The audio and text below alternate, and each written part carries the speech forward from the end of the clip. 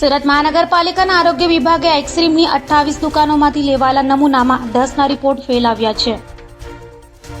સુરત મહાનગરપાલિકાના ફૂડ વિભાગે 8 દિવસ અગાઉ શહેરની 28 દુકાનોમાંથી આઈસ્ક્રીમના નમૂના લઈ પાલિકાની વેસુ ખાતેની લેબમાં ચકાસણી માટે મોકલ્યા હતા, જેમાંથી 10 દુકાનોના આઈસ્ક્રીમના નમૂના ફેલ નીકળ્યા છે.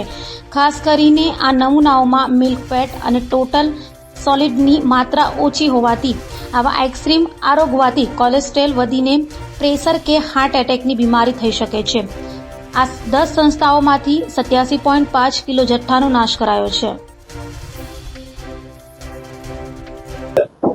Deputy commissioner health and hospital Shri અને આરોગ્ય અધિકારી શ્રીની સીધી માર્ગદર્શન અને સૂચના હેઠળ સુરત મહાનગરપાલિકાના અલગ અલગ ઝોનમાં આઈસ્ક્રીમનું વેચાણ કરતી તેમજ ઉત્પાદન કરતી સંસ્થાઓમાં ફૂડ વિભાગના ફૂડ સેફ્ટી ઓફિસરો દ્વારા નમૂના લેવાની તેમજ તપાસણીની કામગીરી કરવામાં આવી હતી.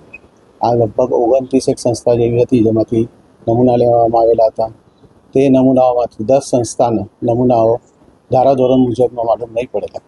એમના મિલ્ક ફેટ ઓછી આવેલી હતી અને સોલિડ ફેટ એ વસ્તુ ઓછી આવેલી હોવાથી તેમની સામે એજ્યુકેટિંગમાં ફરિયાદ દાખલ કરવાની કાર્યવાહી હાથ ધરવામાં આવેલી છે.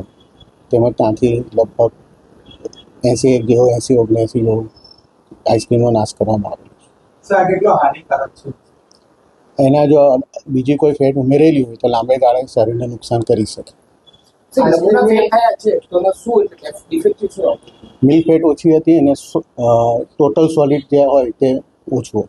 આઈસ્ક્રીમની અંદર મિલ્કનું પ્રમાણ કેટલું હોવું જરૂરી છે અને આ જે 10 સંસ્થાઓમાંથી આ જે મળી આવ્યું છે તેમાં મિલ્કનું જે પ્રમાણ છે તે કેટલું ઓછું છે?